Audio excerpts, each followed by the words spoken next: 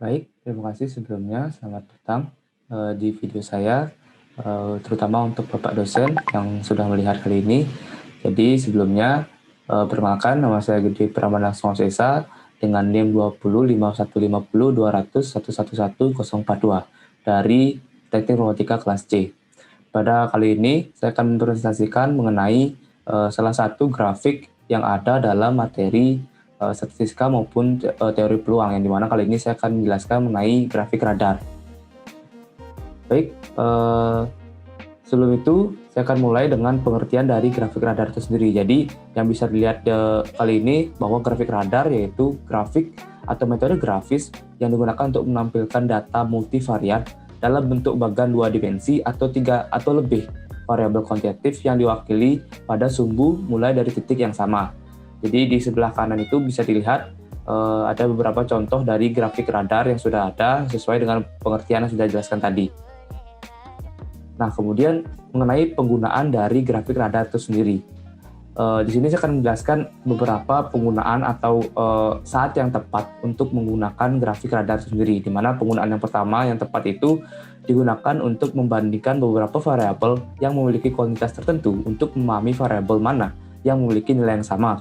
Nah, dari penggunaan ini dapat dijelaskan bahwa grafik radar itu sendiri digunakan dan cocok digunakan saat ingin mengetahui dari dua variabel atau lebih bahwa yang mana yang sama. Seperti contoh di sebelah kanan dilihat bahwa ada beberapa bagian atau mungkin ada beberapa bagian yang tak sama seperti dari gambar merah dan juga gambar hijau.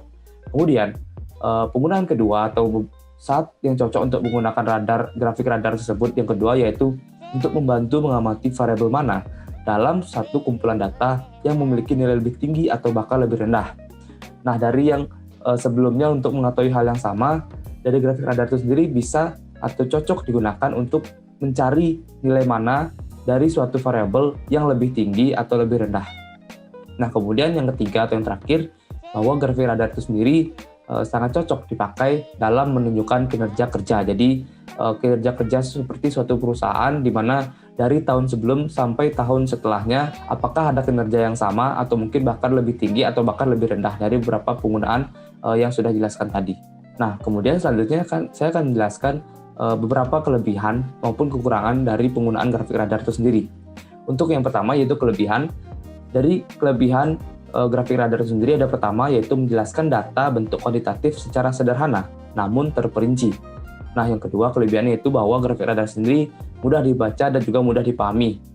Dan yang ketiga yaitu kelebihannya bahwa dapat menjelaskan perbandingan dari berbagai variabel dengan jelas dan ringkas. Selanjutnya yaitu ada pun beberapa kekurangan dari penggunaan grafik radar saat ini atau mungkin grafik radar yang digunakan, yaitu yang pertama kekurangannya cenderung sulit dalam membandingkan besaran jari-jari. Jadi karena sebagian besar grafik radar itu berbentuk lingkaran dengan beberapa radar di dalamnya, maka dapat disebutkan bahwa lebih cenderung sulit untuk membandingkan dari besaran jari-jari yang ada. Nah, kekurangan yang kedua yaitu bahwa grafik radar ini hanya diperuntukkan untuk menampilkan outline dan juga kesamaan. Jadi lebih terlihat bahwa hanya beberapa bagian saja yang dapat terlihat seperti outline dan kesamaan suatu nilai variabel itu. Nah, kemudian di sini setelah beberapa kelebihan dan juga kekurangan, saya akan menjelaskan mengenai beberapa contoh dari penggunaan grafik radar. Seperti yang pertama ini, saya akan menjelaskan mengenai contoh grafik radar dalam penggunaan atau pembandingan nilai ultra speed yang ditandai dengan warna ungu dan juga super ekonomi yang ditandai dengan warna merah. Nah, ada beberapa nilai yang ditujukan atau di outline di sini seperti speed, reliability, comfort, safety, dan juga efisiensi.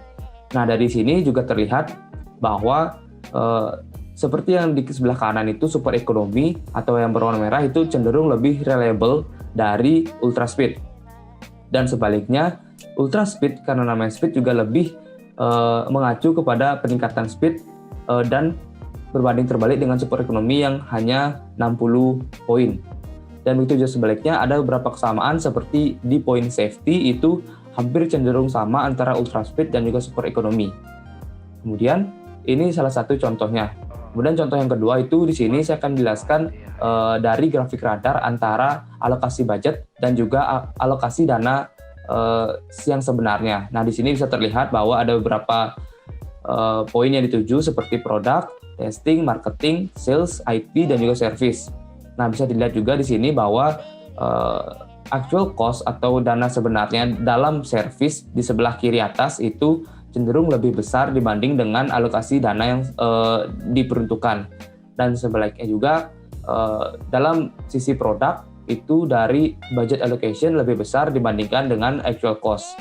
Nah, di sini ada beberapa poin yang hampir sama seperti dalam testing, marketing, dan juga IT, di mana keduanya hampir mendekati poin yang sama.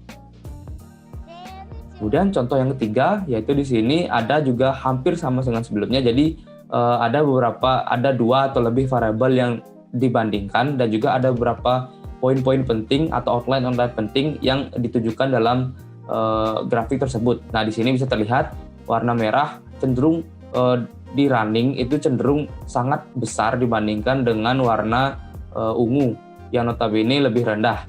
Tapi sebaliknya juga dalam outline sleeping itu justru poin atau variabel my first dataset itu cenderung jauh lebih besar dibandingkan dengan my second dataset seperti pada contoh seperti ini.